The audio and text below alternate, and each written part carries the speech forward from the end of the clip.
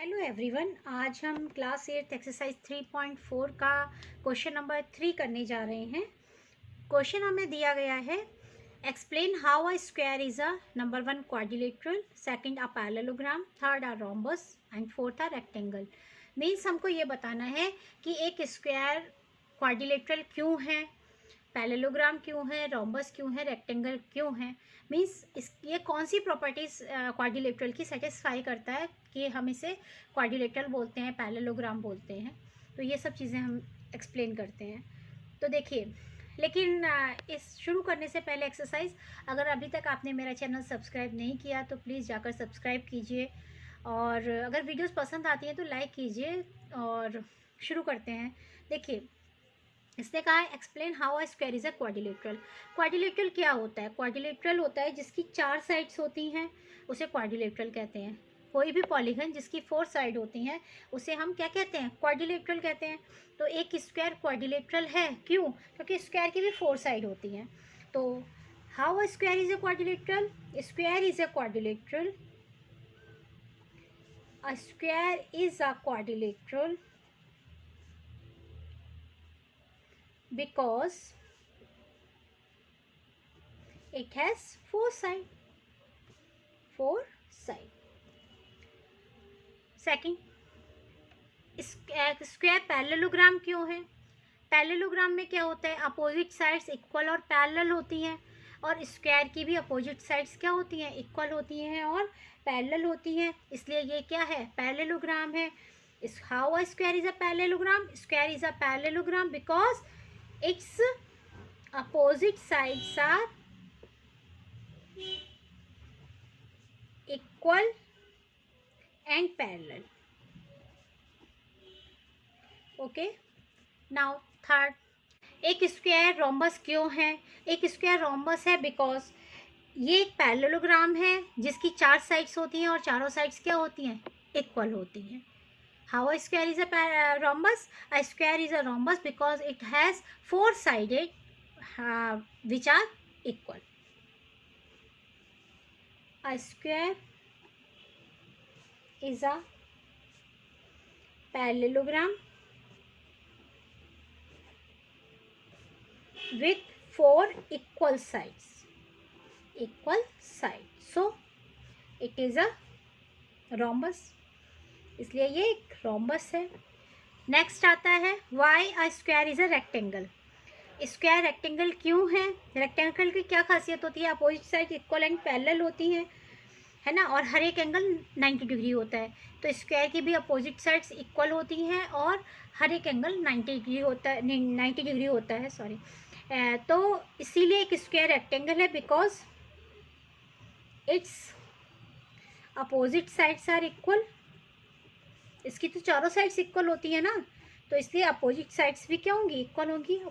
Opposite sides are equal and each angle is 90 degree. तो ये question हमारा question number 3 complete होता है। तो क्वेश्चन नंबर 4 में हमें कहा गया है name the quadrilateral whose diagonals bisect each other, जिनके डायगोनल्स एक दूसरे को क्या करते हैं? बाइसेक्ट करते हैं। तो देखिए, हमारे पास क्या क्या चीज़ें हैं? सबसे पहले रोम्बस है, स्क्वायर है, रेक्टेंगल है, काइट है एंड ट्रेपेजियम है।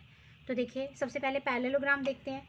देखिए, पैरेललोग्राम आपको पता है, पैरेललोग्राम के डायगोनल्स एक दूसरे को क्या करते हैं? बाइसेक्ट करते हैं। तो पहला आ जाएगा, जो बाइसेक्ट करते हैं उसमें पहला नाम आ जाएगा पैरेललोग्राम, ये आपको पता है।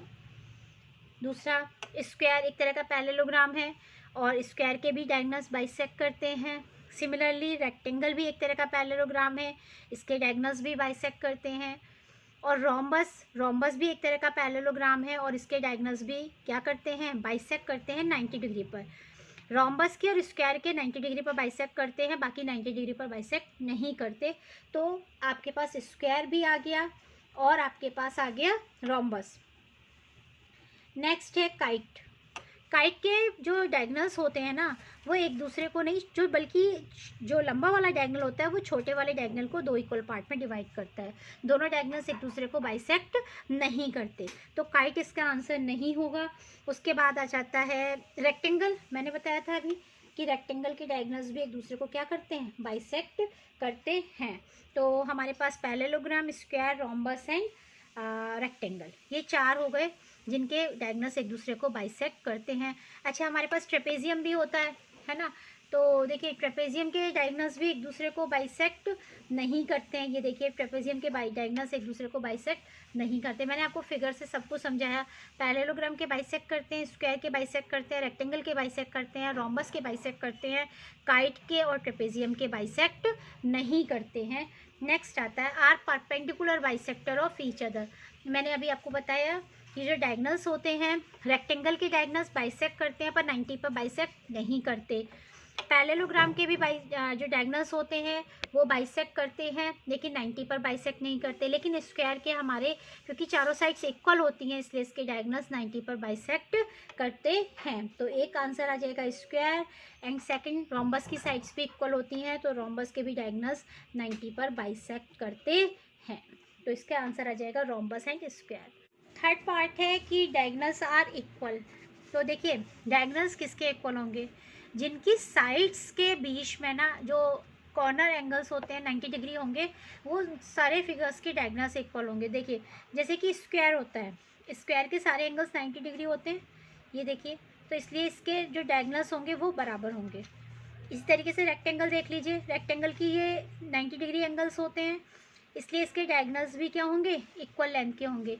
लेकिन अगर आप पैरेललोग्राम की बात करते हैं तो देखिए पैरेललोग्राम में अगर आप ड्रॉ करते हैं तो ये डायगोनल लंबा होगा और ये डायगोनल छोटा होगा क्योंकि ये एंगल्स 90 डिग्री के नहीं हैं।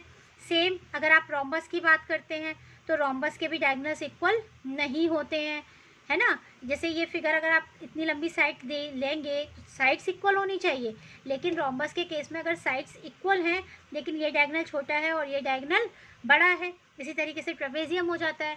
तो यानी कि डायगोनल्स उन्हीं के इक्वल होते हैं जिनकी जो साइड्स होती हैं, कॉर्नर एंगल्स जो होते हैं वो 90 डिग्री के होते हैं। इसलिए इसका आंसर आ जाएगा square and rectangle. I hope इतना क्लियर हो गया होगा। अब हमारा ये थर्ड और फोर्थ क्वेश्चन कंप्लीट होता है। तो नेक्स्ट वीडियो में हम करेंगे question number 5 and 6। I hope आपको इतना क्लियर हो गया होगा।